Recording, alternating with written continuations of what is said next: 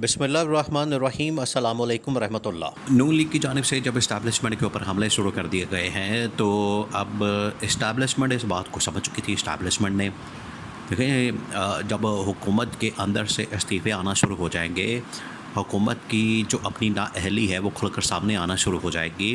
हुकूमत की जो इकोनॉमिक पॉलिसीज़ हैं उनकी तबाही होनी शुरू हो जाएगी उनकी वजह से।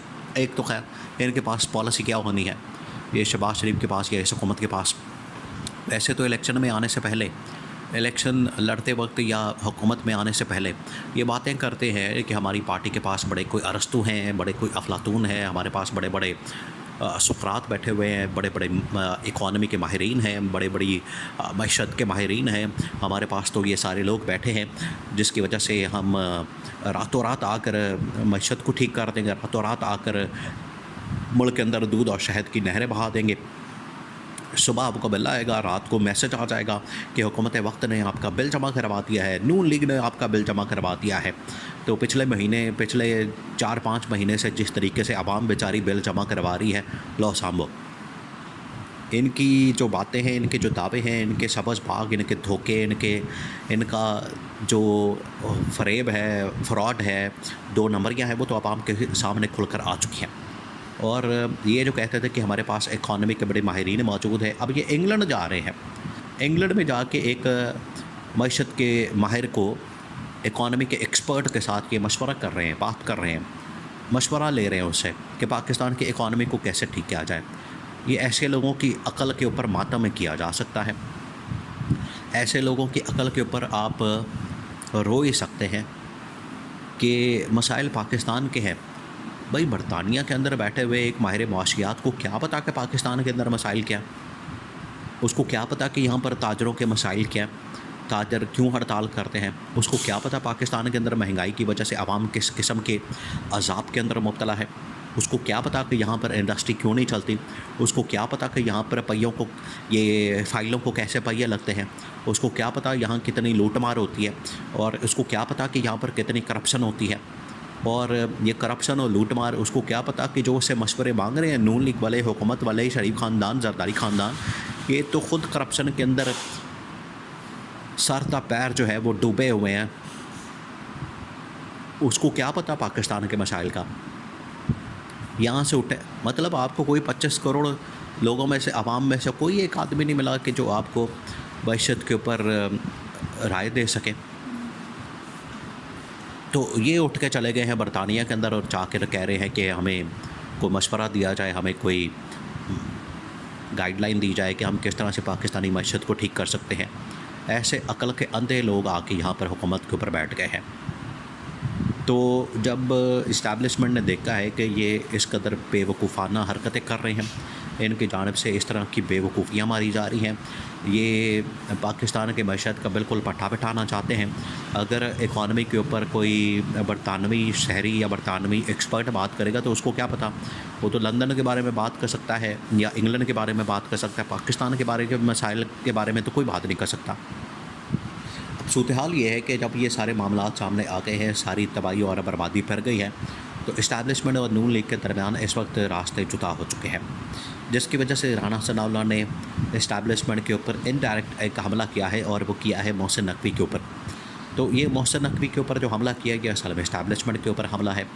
इस्टेब्लिशमेंट ने जो इमरान खान के साथ एक कम्युनिकेशन का रास्ता खोला है, जो कि रिकॉर्ड के ऊपर आ चुका है कि इमरान खान का जलसा मुलतवी करवाने के लिए अली मीन गंडा पुलिस के थ्रू, क्या आपने नोट करना है, यह बड़ा अहम नुक्ता है, बहुत अहम नुक्ता है कि आपने नोट करना है, इसको ज़हन में रखना है, क्योंकि ये टर्निंग पॉइंट है पाकिस्तान के अंदर।